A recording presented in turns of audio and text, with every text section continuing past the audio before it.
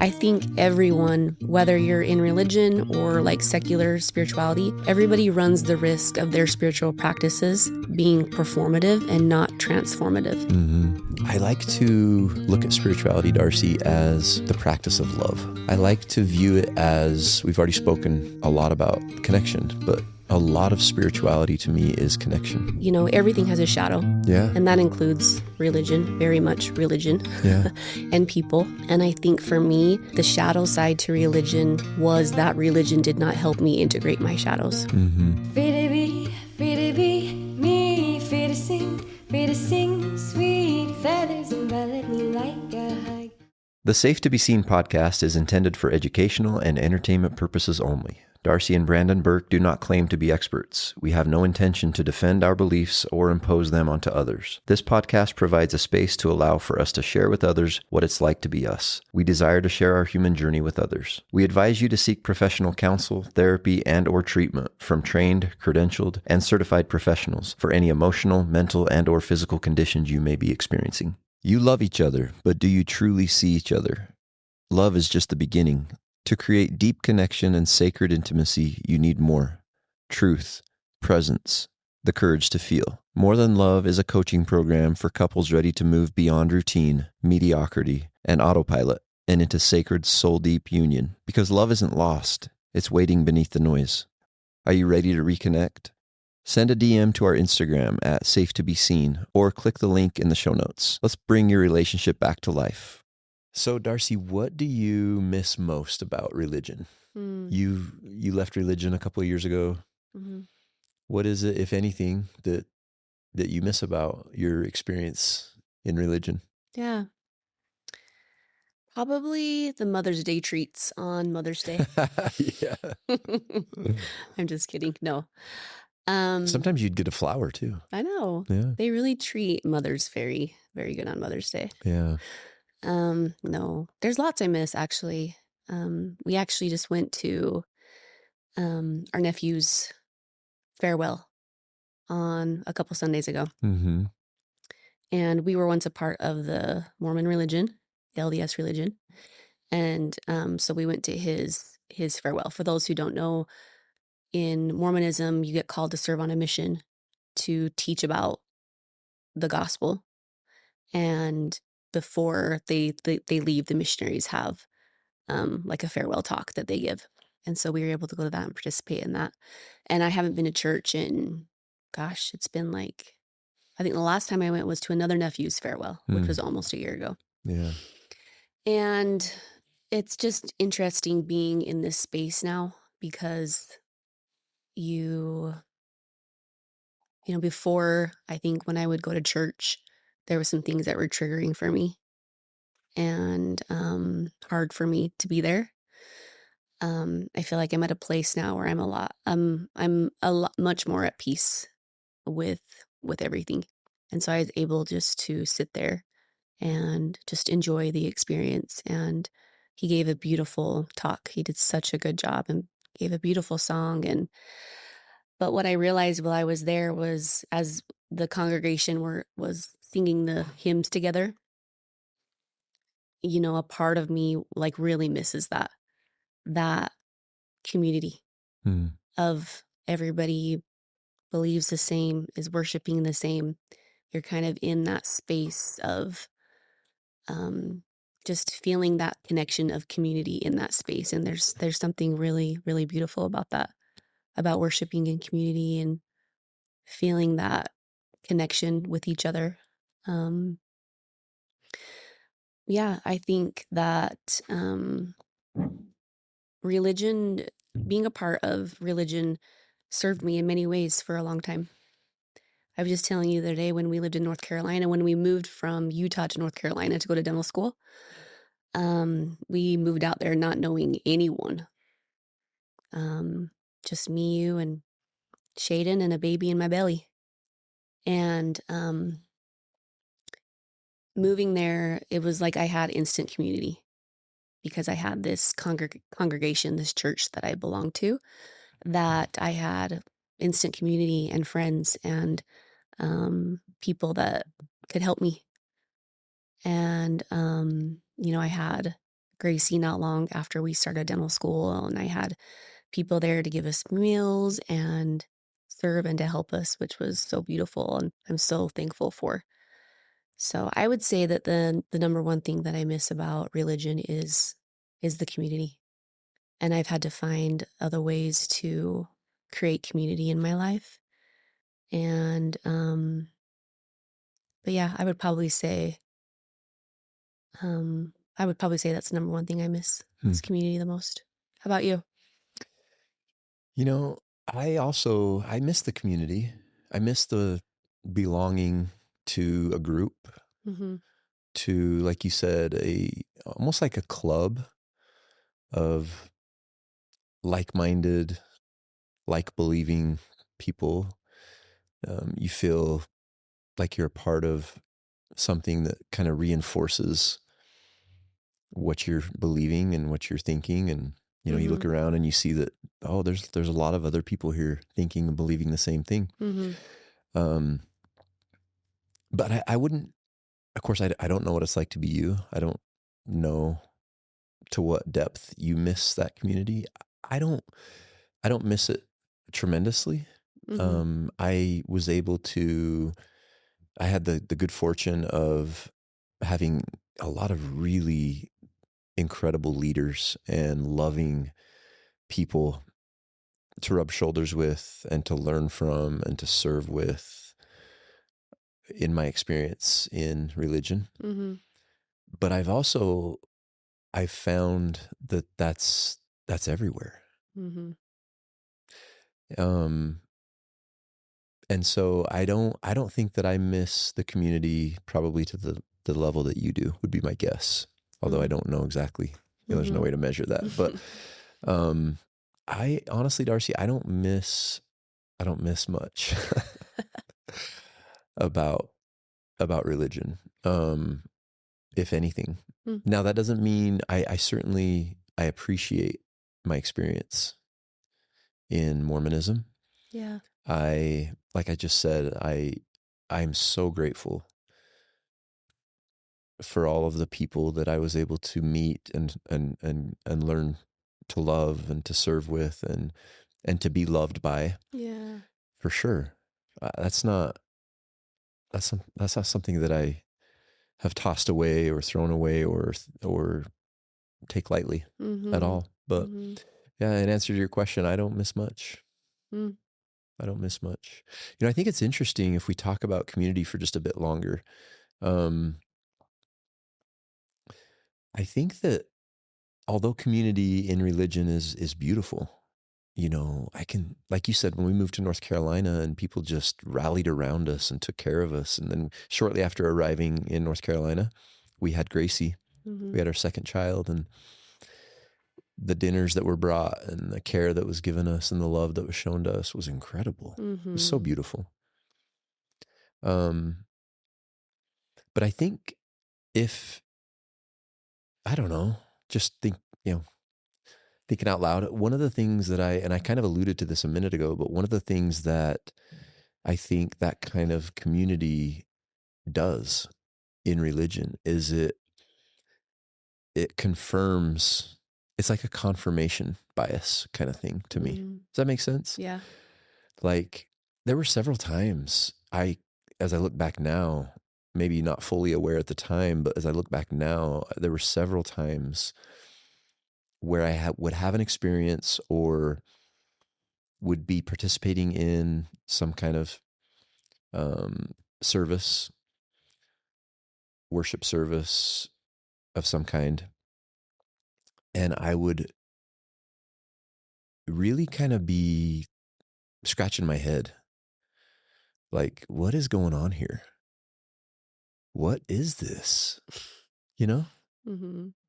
Yeah. And ultimately, I would look around and be like, well, everyone else is doing it, and it just must be the way we do things. Mm-hmm. And I would just kind of put my head down and keep marching along, you know? Yeah. Does that make sense? Yeah, for sure. And that's not to mean any disrespect to any of the services or rituals or ceremonies or anything to do with any religion. specifically the one that I was a part of, Mormonism, but it's my experience. My experience was recognizing that very community that served to buoy me up and to provide support and love and service, and training and teaching. And it kind of maybe had this little shadow side to it where it was like, it kind of kept me just confirming biases or looking at things in the way that I just described of really, I guess what I'm saying is not allowing myself to like expand outside of that. Does that make sense? Yeah, because of fear. Because of fear, but then things would be reinforced by, looking at that very community that served so many beautiful purposes. Yeah. Looking at that community in a way of like, I'm having some questions, or like, I would like to speak up about something or like inquire about a curiosity that I have. But I recognize that nobody else is. Like nobody else, everyone's just kind of doing it. And so I guess I'll just fall into that and just do that. Is that? Yeah, for sure. That makes a lot of sense. Yeah. Is community important to you? Yeah. Yeah. Community is important to me. What I've learned though is that community is everywhere. How do you work to create community in your life right now? Yeah. Well, so community to me is, it's connection. And connection, I've learned, is possible anywhere. And so, it really is dependent upon me and my ability to, by being connected to self, being able to therefore connect to other people. Even within religion, I found myself to be quite, even though I held a lot of leadership positions and callings in the priesthood that required me to be front and center, required me to be in the view, and leading people, teaching people. I look back at myself. I look back at that version of myself and realize that I was actually quite introverted, quite afraid of letting people in, like creating deep connection. And I guess what I'm saying is belonging to a group, belonging to an organization, belonging to a religion does not guarantee one's ability to be connected or to derive the full benefit of that community. Yeah, that's so true. There was a study done, forgive me, I don't know the exact details of it or who did it. I just remember listening to it once, but it was talking about how a lot of like millennials and younger people are leaving organized religion for several reasons. One, they want more choice and more freedom in how they choose to find community and worship and practice spirituality. And they were talking about how these different like communities that people become a part of in order to find connection. And just off the top of my head, like one of those was like CrossFit communities where people find commonalities, they find connection there, they are part of like, a bigger thing than just themselves. Yeah, community can be found anywhere. And I think that since leaving religion, what I've realized is that I have to put in so much more effort. Maybe that's what I'm missing, is that like the ease of it, of it's just already there. It's already available to you. Yeah. But now I have to make that effort and be more intentional and proactive about finding community, because community is so important. Yeah. And not only like spiritual community, but just community in general. It's important to your health and overall satisfaction with life. Yeah. And I think that speaks to the truth that at least that we believe, Mhm. is that humans, like a human need, not just a desire or something that's nice if it's available, but a human need is connection. Mhm. And so, yeah, if you can find that community in whatever that community looks like to you, that's beautiful. Mhm. If it's It a religion, if it's a CrossFit gym, if it's a yoga studio, Yeah. if it's a men's group, if it's a drum circle, I was just it's, gonna say that, like, yeah. how you, um what you initiated to find community with your men's group. Yeah. 8 or 9 months ago, I started a men's group. Um, because again, it was stimulated by my having discovered how much I loved connection. Mhm. Again, it's the irony is I was in organized religion my whole life, around this community, deeply embedded in this community, Mhm. but actually I wasn't really connected Mhm.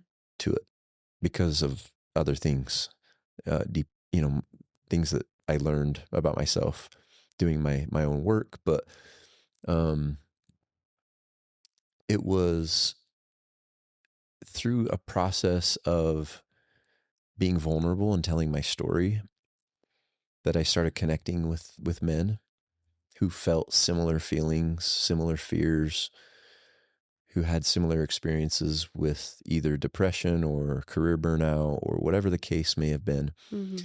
And creating these connections was really, really healing for me, really beautiful for me. And Mhm. it was something that I had never experienced, even having been a part of religion. And so 8 or 9 months ago, after creating a lot of these connections with men, just over lunch or breakfast or hikes or whatever, just talking, I decided that I wanted to form a group and to create an opportunity where we could get together and we could sit around a fire and we could talk about whatever's on our heart, be vulnerable, Mm. express our authenticity, tell our story, talk about our lived experience. And um, man, it's been really beautiful. It's been really awesome to create that connection with these men. Yeah, that's so awesome. It's Yeah. so needed. That's so Yeah. beautiful. How would you know, compare your practice of spirituality from when you were practicing it in religion to it now? And how would you define spirituality actually? Mm. Yeah, I'll start with defining spirituality for me. I like to look at spirituality, Darci, as the practice of love. Mm. Um, I like to view it as, we've already spoken a lot about connection, but a lot of spirituality to me is connection. Connection to higher power, God, the universe, whatever that looks like for you, but also connection to self and connection to nature, connection to others, to other people. Mhm. And so, within that, I think that basically spirituality for me is the practice of love, the work that goes into creating deep connection, first and foremost with myself. Mhm. And also, spirituality to me, Darci, is the moment to moment opportunities that come up day in and day out of life, of meeting myself. Meaning, I'm a believer that everyone and everything in this life is a mirror to show me to me. And that really propelled me out of victimhood, out of being a victim to circumstance or to other people's actions or words or judgments, And it landed me in a space of taking full accountability for me and in giving me the opportunity to look deep within myself and therefore become more responsive rather than reactive. Mm. I think spirituality for me helps me to meet myself in the mirror of life, like multiple times over every single day, Mhm. to look deeper within myself about why did that thing that person just said, why did that make you feel uncomfortable? And really looking at that. Or you're feeling a little bit of fear right now. Why don't you look at that a little closer? What does that mean for you? What exactly are you afraid of, Mhm. and why? Things like that. Looking into things like that. But yeah, spirituality is ultimately, I think it's been around probably as long as man has, right? I mean, there's archaeological evidence, there's historical evidence replete with signs that man has always been trying to connect to a higher source, Mhm.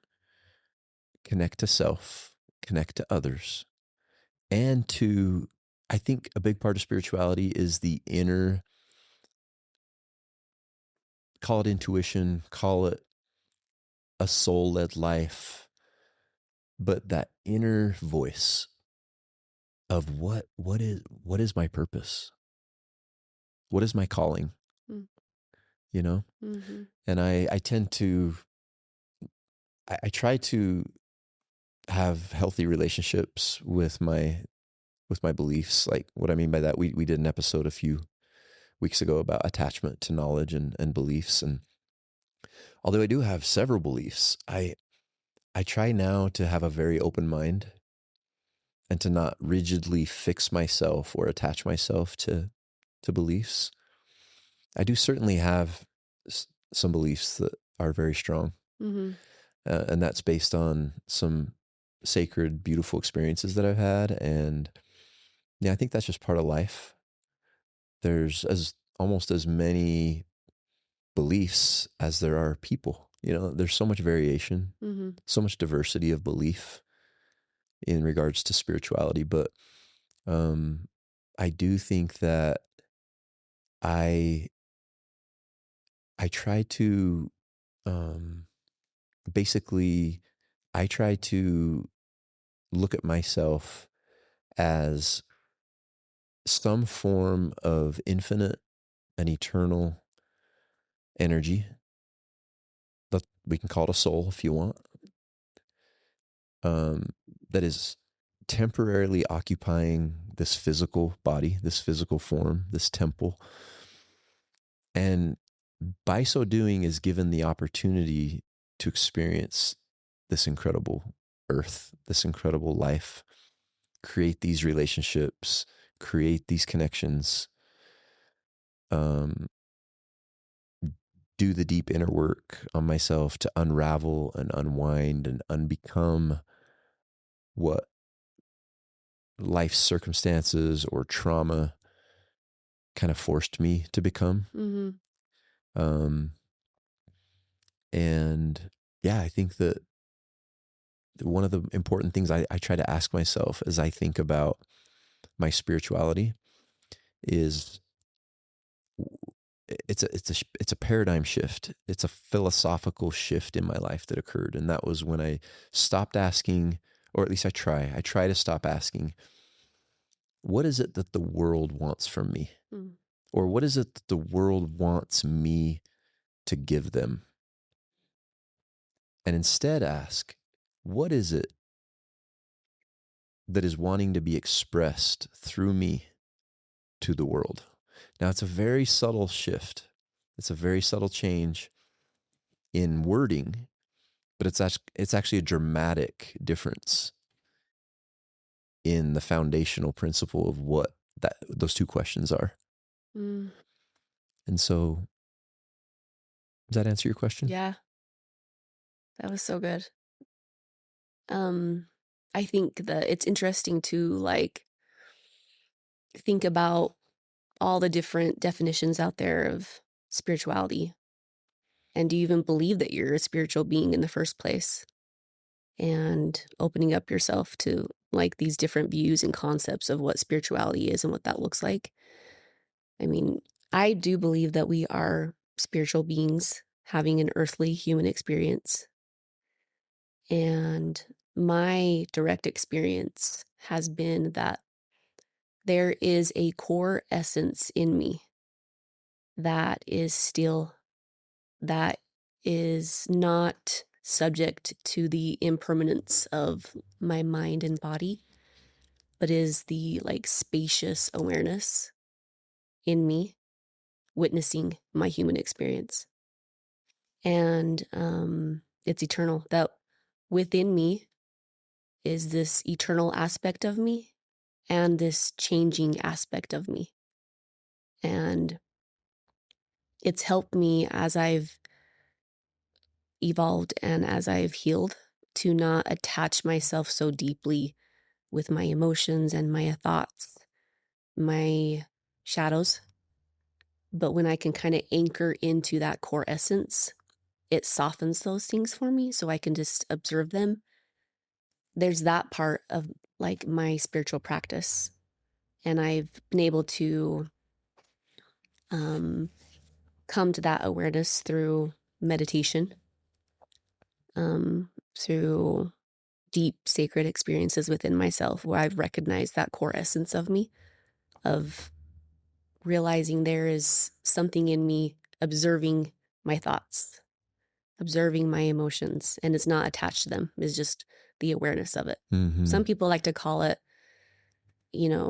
higher self, the God within, consciousness, awareness, spirit, soul. Mm-hmm. There's many definitions to it, but I do believe that that is a part of me, of everyone. And I think that, in speaking about community, that I do believe, so that's what I believe, like the definition of spirituality is for me. But then how do I choose to practice spirituality? How do I choose to embody spirituality? And I've changed a lot from, I think in religion, I became, though the practices were sacred to me at the time, and I really tried to like really embody them. I think everyone, whether you're in religion or like secular spirituality, everybody runs the risk of their spiritual practices being performative and not transformative. Mm-hmm. And I honestly, I could see myself. Now looking back, I can see myself like attaching to that, of recognizing the parts of me that were more performative and not using my spiritual practice as more as a transformative process. And my direct experience has also been that I believe that we are fundamentally whole. And so now my spiritual practice, because I believe that we are fundamentally whole, my spiritual practice now is more about subtraction. Mm-hmm. Whereas before, when I believed that I was broken and I needed something outside of me to save myself, my spiritual practice was more about addition and doing to try to reach that point, Yeah. And I realized like, probably would have served me better not so much to fast from food, but fast from like the striving to be perfect, Yeah. Yeah. And yeah, now like the earth is my playground to practice spirituality. I look at every interaction, I try to, when I'm living from my conscious awareness state. And I think that's actually the process of life, like the struggle of life, is trying to live your life from that awareness, from that conscious state, Mm-hmm. from that soul state. Yeah. That is like the practice of life for me. But Well, sorry, we're gonna say. no, I was gonna say that's what I'm trying to say is my spirituality. Mm-hmm. is those moment to moment, day in and day out opportunities to see yourself in the mirror of life, in the mirror of others, Mm-hmm. to remember, to reclaim, to, to go deep into why am I the way I am? Does that make Yeah. sense? Oh yeah, for sure. Like that. And in doing that, that's where your awareness increases, Mm-hmm. your consciousness expands, and you realize that you are actually much more than this body. Mm-hmm. You are much more than your emotions, your Mm-hmm. thoughts. Mm-hmm. There's something there that is, like you said, I loved how you said, like an observer of your experience. Mm-hmm. Something like eternal and Yes. still. Yeah. It is not attached to emotions or Mm-hmm. thoughts. It's just there to observe it. Yeah. And I think too, I think you can get lost in that practice too. Mm-hmm. In that, and I'll share a personal experience with this, but in those moments of just relaxing into the awareness of observing your experience, observing your emotions, and softening into that, there's beauty in that. And there's a place for that. I do sometimes go into my meditations, sometimes with that intention of I'm just going to observe myself and not attach too deeply to them. But I have found that my most richest and deepest spiritual practices have been when I do let myself go deep into my thoughts and into my story and into my sensations, because that is where I am being revealed and shown to me where my work needs to be, Mm-hmm. where my pain is, where my where my wounds are, Yeah. and where I can feel, where I can feel what is needed to be felt in order to transform. Mm-hmm. And I think that, everything has a shadow, Yeah. and that includes religion, very much religion, Yeah. and people. And I think for me, the shadow side to religion was that religion did not help me integrate my shadows, Mm-hmm. because the shadow in religion was looked as sinful Yeah. or the devil. Mm-hmm. And you cannot integrate something that you do not have like compassion for or like a better understanding of. You will just reject it. Yeah. But then what happens is those shadows are projected out in very unhealthy ways. Yeah. And so shadow work has been a huge part of my spiritual practice now, Mm-hmm. of really integrating those shadows and not seeing them as evil or bad, but a part of me. Yeah. They're actually just my protective parts. They're just protecting me from something. Yeah. Or normal aspects of being a human. Just normal aspects of being human, yeah. That, oftentimes in religion are viewed as, like you said, sinful, Mm-hmm. or things that make you unworthy, Mm-hmm. or things that will prevent you from acquiring heaven, Mm-hmm. salvation, Mm-hmm. all these things. Yeah, that's a really great point, Darci. Yeah. I don't know if I answered your question fully, but you speaking about some things made me maybe think that I didn't. I think you asked me like something to the effect of what my spiritual practice looks like in regards to or how it's different from when I was in religion, Mm-hmm. or how I view it differently. And I would say I agree with you. I have to agree with what you said about in religion. I was broken. I was unworthy. I was an enemy to God. Being a natural man, I was an enemy to God. And it was like I had to perform. Mm-hmm. I had to work. I had to earn my worthiness. I had to get fixed or healed or saved by someone else, even a savior. Where now I'm in really close alignment with you in that I believe that I am whole, Mm-hmm. that I've always been whole. That doesn't mean, if we look at language and words, it can get a little tricky, because I also believe like we're perfect, but not perfect in that we don't make mistakes. Of course not. But perfect in that just by mere fact of us being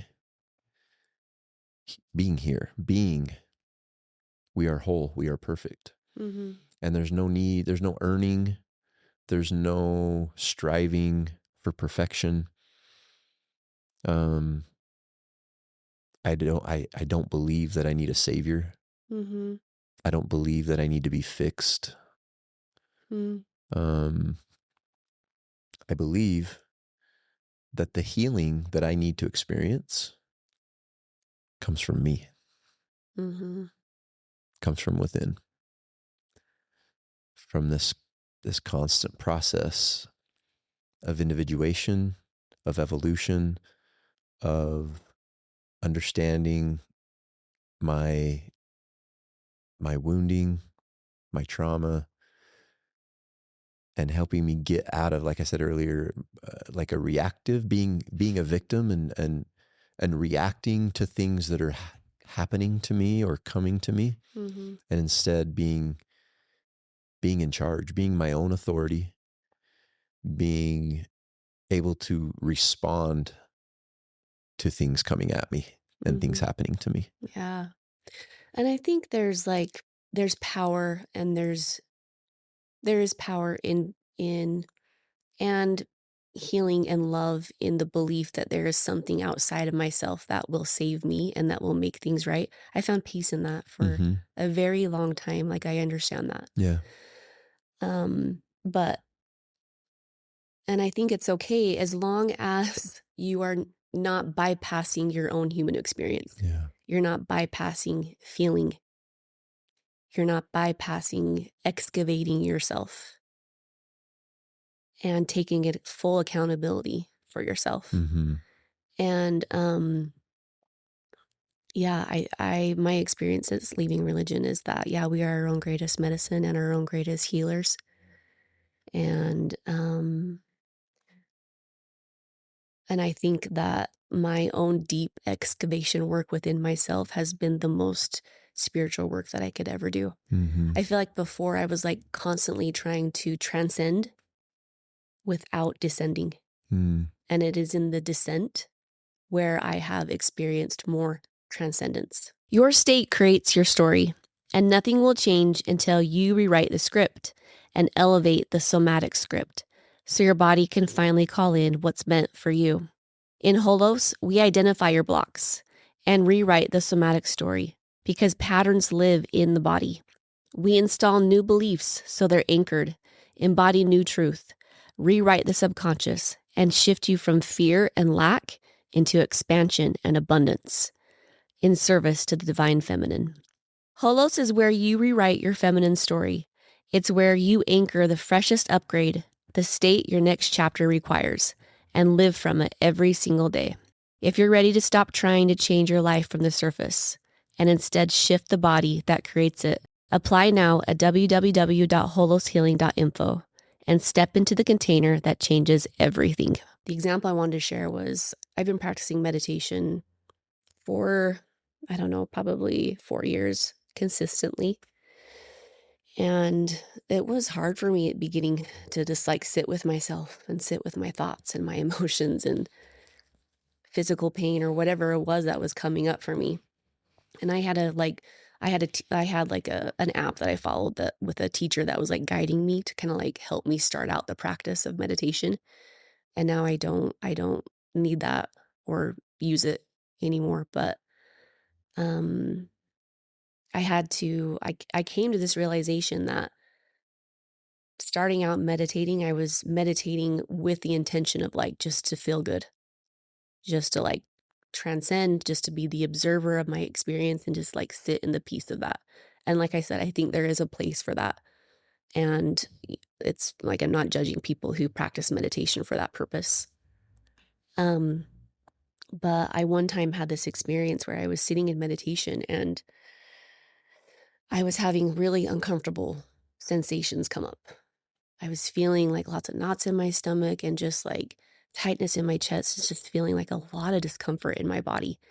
And no amount of like practicing just being the awareness and just observing it was helping me. And so I decided just to like be with it and just meet it where it was at, not try to change it, not try to bypass it, not try to avoid it, not try to just cope with it or distract myself, but just to really sit and be with what my body was telling me. And I dropped any stories related to it. At first, I was like making up all these stories in my head. Well, it must be this, or I was thinking about something in the past, or I was like worrying about something that may or may not happen in the future. I was really lost in story. So I dropped a story, and it was like at that moment that I dropped any stories, and I just felt my body. Like I felt my sensations, and I just softened into them. I just allowed them to be there. This memory of myself came up when about, I don't know, 10 years ago. This memory came up of me where I had self-abandoned, and I had not like integrated that experience or fully witnessed myself in that experience. And that experience, as I continued to like excavate that and get curious about that, it led me to like a deep initial wounding that I had experienced years ago that I don't really wish to speak about now. Not everybody deserves to hear your story. I believe that. And there's a time and place to tell the details. But man, after I allowed myself to like excavate that and like get into the pain and the sensation and where that sensation was taking me to, it brought so much clarity about myself and healing. And I left that. I was like, I don't know, I sat with it for probably like the whole meditation. It was like an hour, hour and a half. And I left feeling like the energy related to that sensation, to that pain, to that experience that hadn't been witnessed, that hadn't been seen by me, could then soften and dissolve and metabolize throughout myself. And in that moment, I realized that that is the work. That is the work, to drop stories and to excavate yourself and to feel Yeah. the messages that your body is trying to convey to you, because the body never lies. Your thoughts tell lies all day long, but the body never lies. The body will always point you to where you are not free. Mm-hmm. And my body has become my altar Mm. for my spiritual practice. And I think rituals and ceremonies are beautiful and important. I have like rituals that I do with myself that I'm in consent to, that I believe are help me connect to myself and thereby help me connect to others. I think there's a place for that for sure. But now they're ones that I'm fully in consent to. Yeah. That's beautiful. You spoke, Darci, to spiritual bypassing, Mm-hmm. essentially trying to get around feeling or experiencing what you're feeling or experiencing Mm-hmm. by maybe praying more or fasting more or attending church services or whatever it may be, or giving it to Jesus or someone else. But let's talk about spiritual outsourcing, Mm. because that was a big one for me when I realized that I had just kind of followed along, marched to the orders given me, almost always without question, just doing, doing what I was told to do. And I think for me, spiritual outsourcing became, when it became so clear that I had been abandoning my own intuition, I had not allowed myself to expand my curiosity or ask questions, or heaven forbid, even like disagree with authority. Mm. That was a big one for me.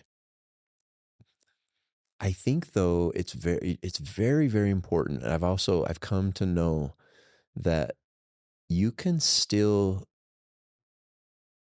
outsource your spirituality, even if you're not in religion. You have to be very careful, I think. I think that it's easy to trade one religion for another, even though it doesn't look like religion. It doesn't look the same. An example of this might be, where before it was our practice and our duty, really a commandment to follow the prophet. Mm-hmm. Do everything and anything that man says. Well, I think, if we're being brutally honest, I have to be very keenly aware of whether I'm doing the same thing with, not a prophet, but maybe a guru, Mm-hmm.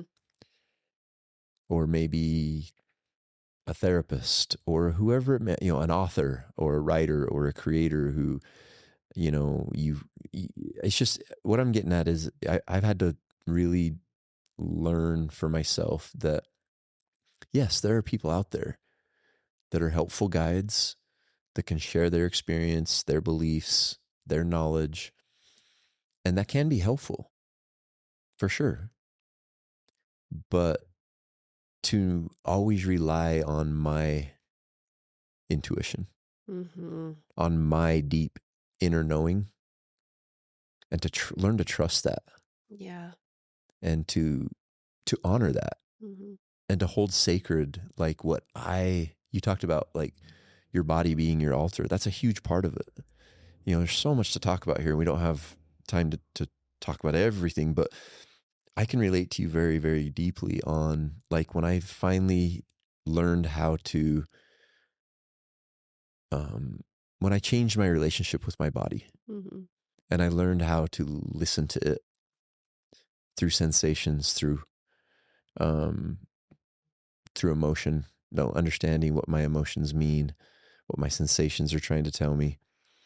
That helped me connect to that deeper inner compass of mine, Mm-hmm. and to learn to, it's just a process of learning to trust it, and learning to lean on it, and learning to honor it, while also taking, the helpful knowledge and experience and advice of other people, of course. But what are your thoughts on that? Yeah, I mean, I think that both of us had to kind of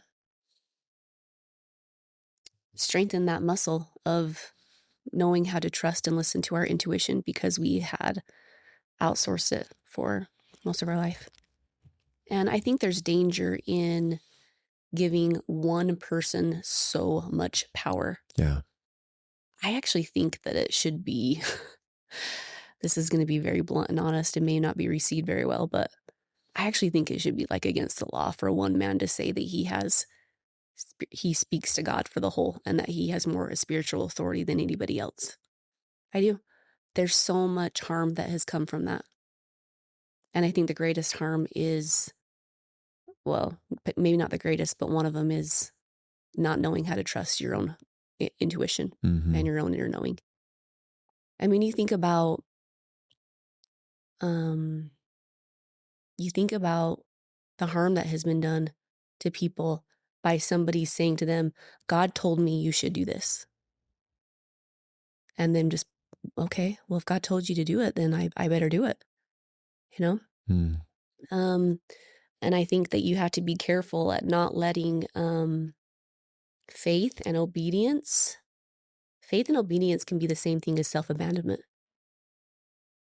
Like, if you don't agree with something somebody says, you don't want to follow what they're saying to do. There's something in you that's saying, that doesn't feel right. But you're just told, just have faith. Just be obedient. Well, that's a form of self-abandonment. You're abandoning your own inner knowing. And I think, like you spoke to, that, yeah, there's so much wisdom out there. There's so much, even in Mormonism, like even the leaders in Mormonism, the prophets in Mormonism have said things that I agree with. And then outside of that, there are people that I have really resonated with their spiritual teachings. But my practice is that I always take external knowledge and couple that with my inner knowing. And to me, that is wisdom. And everybody has, I believe, a soul, a spirit that is the innate, organic wisdom, that part of you that knows. And attuning to that and connecting to that is so important to me now. And leading my life from that, from my own inner knowing. Yeah. And a huge part of my spiritual practice now is presence. Not only being present to the good, but present to the discomfort and present to my everyday life. And I actually think that somebody that I really love and admire said this to me once. She said, I believe that Jesus's ability to be so healing and loving was his ability to be so fully present with people. And that really resonated with me. The practice of presence. And that when you're in the practice of presence, you are not looking for some future thing to bring you happiness or to fulfill you or to when I get to that place, then I'll be happy. Yeah. You're just in the moment. Now, that's not to say that everybody has goals and ambitions and things that they're working toward. That's wise. Everybody should have those things. But when you are so distracted every moment to moment, you're missing life. Yeah. You're missing the richness and the fullness of life. And so presence is a huge part of my spiritual practice now. And I think just the ability to be present with another person, fully present, like really hearing them and attuning to them. And attunement is just not only seeing somebody, but you feel somebody. That is so healing in and of itself. That is healing for the person that is offering the presence and healing for the person that is able to receive that presence. And I believe that like our soul's purpose is here to be able to grow in its capacity to give and receive love.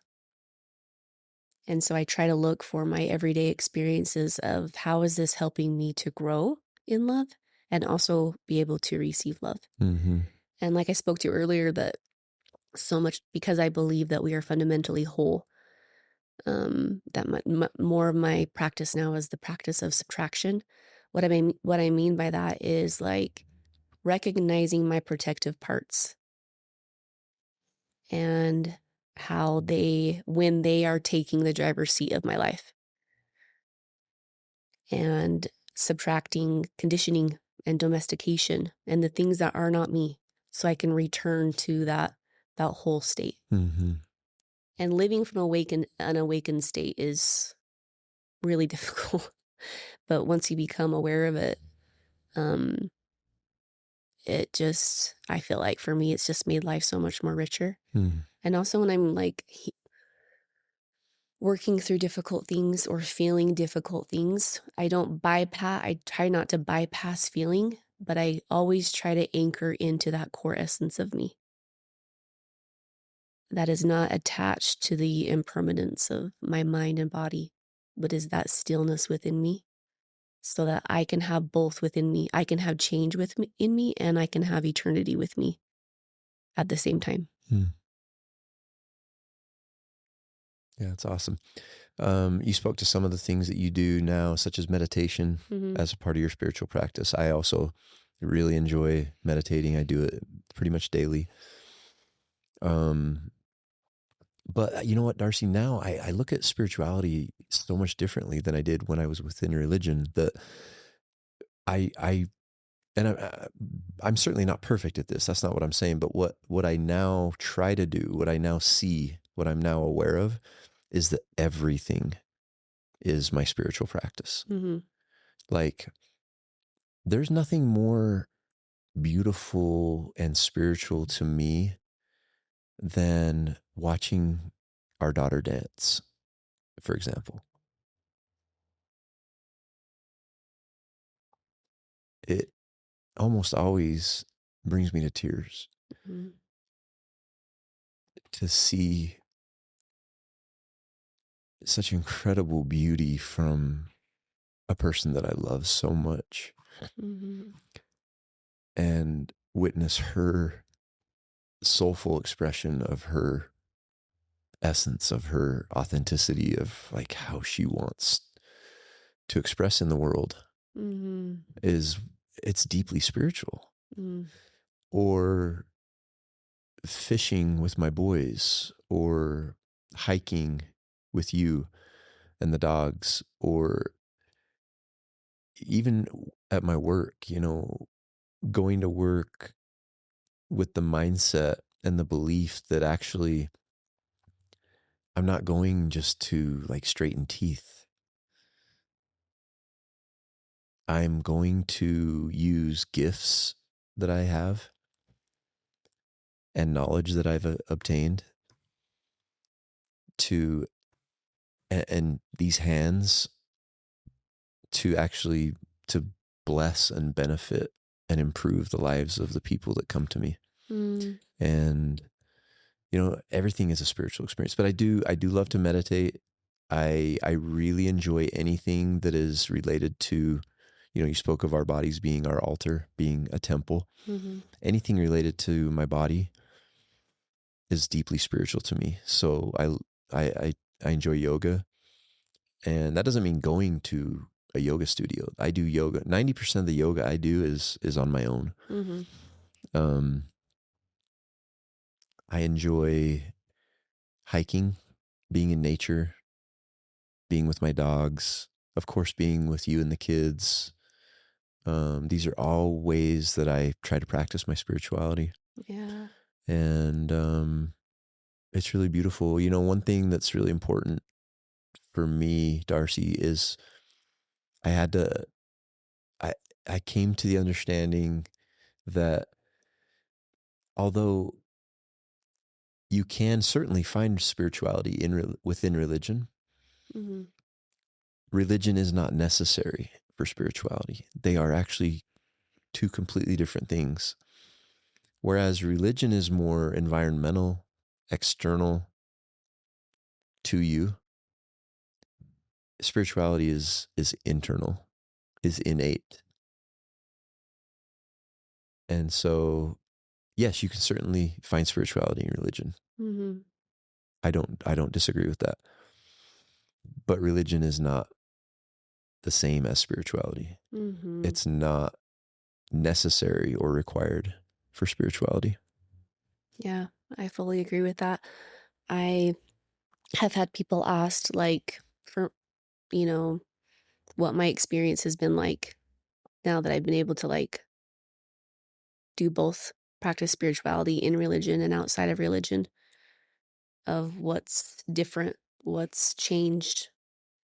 And I would say that, leaving religion hasn't made my life easier, hasn't made my life, I'm still subject to this human experience. I'm still subject to pain, to adversity.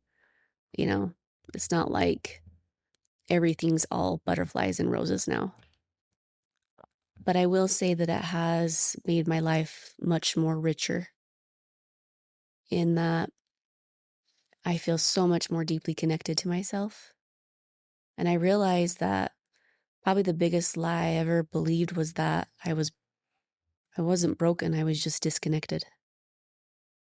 And now I see humanity as so sacred and so spiritual. And with that, it doesn't mean that we don't take accountability before, we don't, everybody has to take accountability for their actions Mm-hmm. and for their choices. It's not a free pass. You very much have to reconcile those things within yourself. But it's richer because I feel so much more spaciousness within myself to be me. And I think a huge part of my spiritual practice is living authentically. Mm-hmm. I mean, if you want to get into like the Bible and to Jesus, I think Jesus was the most authentic man that ever walked this earth. I think he came to deconstruct religion. He was deconstructing things all the time and showing a better way to be. Mm-hmm. And though my relationship with Jesus has changed, I still very much connect with him, just in a different way. Mm-hmm. But yeah, I feel lighter. I feel more myself. I feel more connected to my humanity. Mm. And I think when you can anchor into that core essence of who you are, then you can observe your humanity with more love. Mm-hmm. And I think that's what Jesus was doing. Yeah. And he taught the kingdom of God is within. Mm-hmm. And he taught only the children will enter the kingdom. Mm. And I think those are two of my, I've several favorite teachings of Jesus, but those are at the top of the list for me, because it just shows that, yes, you can practice your spirituality within religion. That's beautiful. But just know that the kingdom is within. Mm-hmm. Like the spirituality of you is within you. It's not in that religion. You can practice your spirituality in that religion, Mm-hmm. but and only the children will enter the kingdom. I think that speaks to this deep inner work of unbecoming, Mm-hmm. the conditioning and the domestication and the protective parts and the survival mode that we get put into as human beings, just to make it, to get the love and protection and belonging that we need. We need that connection, like we spoke to earlier. That is a human need. And so shortly, may vary for everyone, but shortly after, let's just say at some point in childhood, we abandon ourselves Out of protection. Yeah. Yeah. And out of survival, and to get that love and to Mm-hmm. get that protection and to get that connection. Mm-hmm. And before we know it, the connection turns into protection. Mm-hmm. And we've lost ourselves. Mm. And so we've talked about a lot of things that spirituality is, but it's really just, it's coming back home. Mm. Coming back home. And that's why, you and I speak to this a lot, but like probably the greatest opportunity for the practice of spirituality, in my opinion, and I think held by a lot of people, but and maybe the training grounds for spiritual practice is in romantic relationship,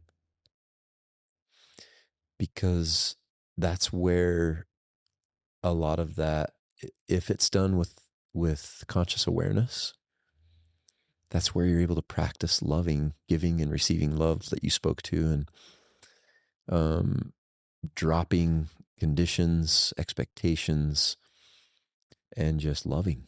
Mm-hmm. And also in relationship, it gives you the opportunity, the beautiful blessing of unraveling and unbecoming Mm-hmm. what you had to become, all those protective parts that you had to create, and the parts of you that went into survival mode. In relationship, those often come out, and you're given the opportunity to look at them very closely and intimately. Mm-hmm. And your partner is just a mirror for you to see yourself. Mm-hmm. And so, yeah, romantic relationship for me is, I guess that's like I said earlier, I try now to practice my spirituality all the time, everywhere. Mm-hmm. But it's definitely like our relationship is the most sacred place for me to practice my spirituality. Yeah, I agree with that. I used to not even think of it in that way, as romantic relationship to be your most deepest spiritual practice, but is in that space where we can experience the safety to unravel those protective parts and to feel held in that and to feel seen in that. And it can grow your relationship at a depth that I think for you and I, we didn't even know was possible. Um, and speaking to just looking for every opportunity that you have in life as a spiritual experience, as a moment to grow in your ability to receive and give love. I think I was missing out on some of those things when I was in religion because it was a lot about doing and performing. And not to say, like, I don't disregard the spiritual experiences I had in religion. I absolutely had very many beautiful spiritual experiences. But now that my life is so much more richer because I find so much sacredness and so much beauty in suffering.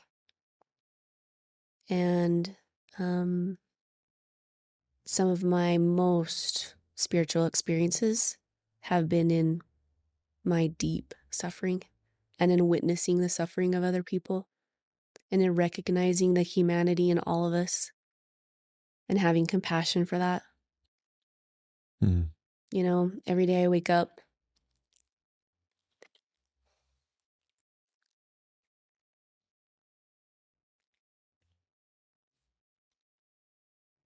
and I look into the eyes of our children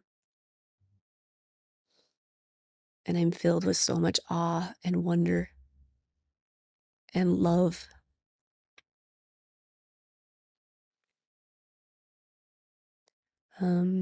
When I travel to Ethiopia and the people that, when I go there, and the people there that we serve live in the most dire circumstances in a trash dump where they survive off of um,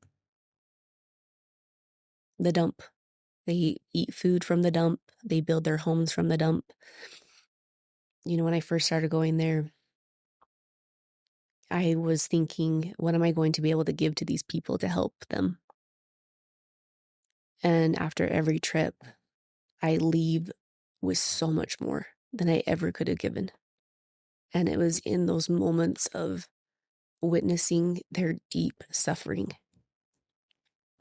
where I felt so much love and compassion and spirit in God. I think Cora, where we go, is probably one of the most spiritual places on earth. And they don't,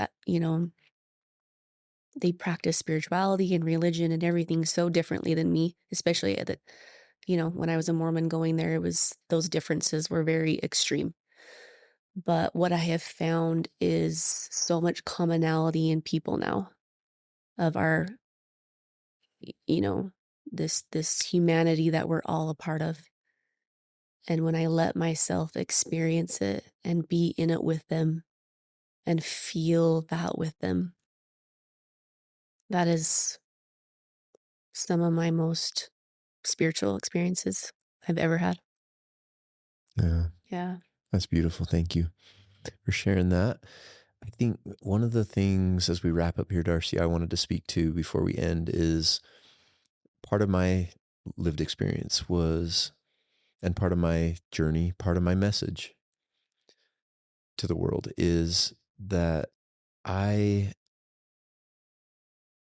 discovered for me true spirituality, not unlike what you just described, but through suffering. Mm-hmm. And for me, it came in the form of what a lot of us call them a midlife crisis, or what I prefer to call the middle passage, stealing from James Hollis, an author that I really, really love, that writes a lot about the middle passage. But,